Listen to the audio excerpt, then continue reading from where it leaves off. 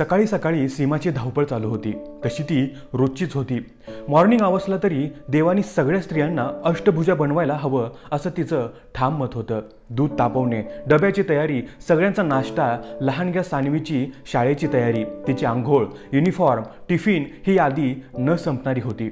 आधी सीमाला इतके जड जात नव्हते, कारण तिचा नवरा समीर तिला खूप मदत करायचा। सानवीची सगळी तयारी तो करायचा।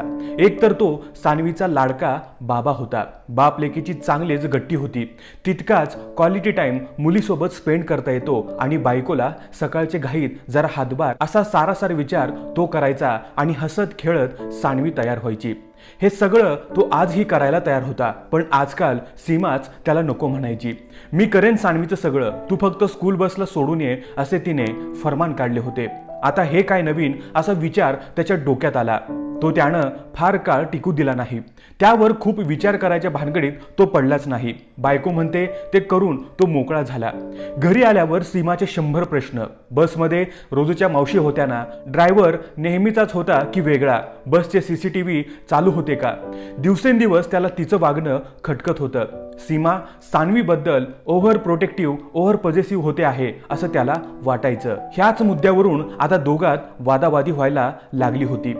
काल तर समीरने सीमा तुला मानसोपचाराची गरज आहे असं जाहीर केलं। सीमा त्याला थंडपणे म्हणाली मी वेडी नाही आणि स्वतःच्या कामाला लागली। पण हे प्रकरण काहीतरी वेगळं आहे हे त्यांनी लगेचच ताडलं। आपल्या कुटुंबासाठी आपण शांत डोक्याने विचार केला पाहिजे। सीमाला 4 दिवस कुठे घेऊन जायला हवं म्हणजे तिच्या डोक्यात काय चाललंय ते कळेल। नेमका प्रश्नच कळला नाही तर उत्तर कसं शोधणार। नक्की करू काहीतरी असा विचार करून तो ऑफिसला जायला निघाला। तोच त्याला पार्किंगमध्ये काहीतरी सिरियस गॉसिप चालू आहे इतकं कळलं, पण ते इतकं भयानक असेल याची कल्पनाही त्याला नव्हती।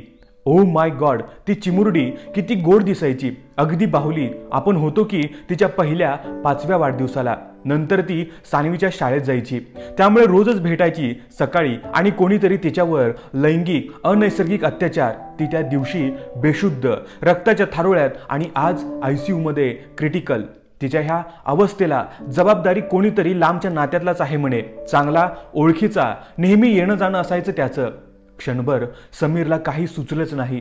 डोळ्यासमोर अंधारी आली आणि त्या अज्ञात राक्षसाची विलक्षण चीड, तळपायाची आग थेट त्याच्या मस्तकात गेली। दुसऱ्याच क्षणी त्याला सीमाच्या वागण्याचा संदर्भ लागला। सगळे धागे दोरे जुळत गेले। ओ आय सी, हे सगळं असं आहे तर म्हणून मला सानवीपासून ही लांब ठेवत होती। रोज तिची आंघोळ तयारी ही माझी जबाबदारी, पण अचानक एका दिवसात सगळं बंद झालं। अरे पण मी बाबा आहे तिचा, माझी पोर आहे ती। लहानपणी डायपर सुद्धा बदललेले मी तिचे, आणि माझ्याबद्दल असं सीमाच्या डोक्यात येऊच कसं शकतं। सानवीला सख्या काकाच्या घरी जायची बंदी, दादासोबत खेळायची आडकाठी, आजोबांसोबत झोपायला मनाई। हे सगळं त्यातून आले तर ही सीमा पण ना माझ्या भावासाठी, वडिलांसाठी तर देवी आहे सानवी। शी, मला तर तो विचार पण असह्य होतो आहे। ह्या बायका पण इम्पॉसिबल असतात। ह्या सगळ्या विचारांच्या गर्दीत त्याचं ऑफिस कधी आलं ते कळलंच नाही। तिथं सरळ डेस्कवर न जाता तो कॅफेमध्ये गेला, छान स्ट्रॉंग कॉफी मागवली। आता त्याचा राग शांत झाला होता। सीमाची पूर्णपणे चूक नाहीच। मी आई असतो आणि असं काही कानावर आलं असतं तर कदाचित मी सुद्धा असंच वागलो असतो। आता आपल्यालाच काहीतरी करायला हवं असं सीमानी सतत काळजीत राहणं, सानवीच्या मागे मागे असणं बरं नाही। आणि मी माझे भाऊ, वडील, शेजारी ह्यांना सुद्धा प्रत्येक वेळी संशयाच्या पिंजऱ्यात उभा करणं चूकच आहे। काका, मामा, आजोबा, दादा ह्या सगळ्या नात्यांचं प्रेम सानवीला मिळायलाच हवं, अर्थात डोळसपणे। त्यासाठी मला काहीतरी करायला हवं, नाहीतर सीमाला खरंच मानसोपचार तज्ञाकडे न्यावं लागेल। चलो समीर, कालपर्यंत फक्त एका मुलीचा बाप होतास, आजपासून 2 मुलींचा बाप झालास। सीमाला आता खूप गरज आहे आपल्या आधाराची आणि सानवीला सगळ्या गोष्टीच्या शास्त्रशुद्ध शिक्षणाची। घरी आल्यावर समीरने जाहीर केलं, आपण 4 दिवस महाबळेश्वरला जाणार आहोत। सानवी आणि सीमा दोघी खूप खुश झाल्या। रात्री समीर सीमाचा हात हातात घेऊन म्हणाला, मला कळलंय सगळं, तू काळजी करू नकोस। महाबळेश्वरला गेल्यावर आपण बोलू सानवीशी। आता 4 दिवसात सीमाने पूर्ण तयारी केली. ह्या विषयातले काही व्हिडिओज बघितले, ते डाउनलोड केले, तिच्या शाळेत नक्की काय काय सांगितलंय, शिकवलंय ह्याची चौकशी केली. एका काउन्सिलरला सुद्धा भेटून आली. मुलांना नक्की कोणत्या भाषेत सांगायचं, कसं सांगायचं ह्यासाठी सीमाला त्या काउन्सिलरची खूप मदत झाली. सानवीला दाखवायला सीमाने सॅनिटरी नॅपकिन सुद्धा सोबत ठेवले होते. महाबळेश्वरला गेल्यावर सानवी सोबत दोघंही खूप प्रेमाने मैत्रीच्या नात्यांनी बोलत होते. बेटा, तुला शाळेत प्रायव्हेट बॉडी पार्ट शिकवले ना, त्याला तुझ्या मर्जीशिवाय कोणीही हात लावू शकत नाही. गुड टच, बॅड टच मधला फरक सगळं सानवीला समजेल, पचेल अशा सोप्या शब्दातून ती दोघं आळीपाळीने समजावत होती. त्यांचं आणखीन स्पष्टीकरण देण्यासाठी सीमाने तिला काही व्हिडिओज दाखवले, काही क्लिप्स दाखवल्या. त्यावर सानवी निरागसपणे म्हणाली, हो मम्मा, आम्हाला टीचरने सांगितलं आहे हे सगळं आणि मला माहिती आहे. व्हेरी गुड म्हणत सीमाने सानवीला जवळ घेतले. पण तरी सुद्धा तुला वाटलं की कोणीही, अगदी कोणीही तुझ्या प्रायव्हेट बॉडी पार्टला टच करतंय तर तू मम्माला लगेच सांगायचं. सांगशील ना? सीमाने पुन्हा एकदा मुलीला बजावून सांगितलं. Okay mamma. त्यानंतर सीमाने तिला मेन्स्ट्रुअल सायकल काय असते ह्याबद्दल व्हिडिओ दाखवले. असं काही झालं तर घाबरायचं नाही, हे खूप नैसर्गिक आहे.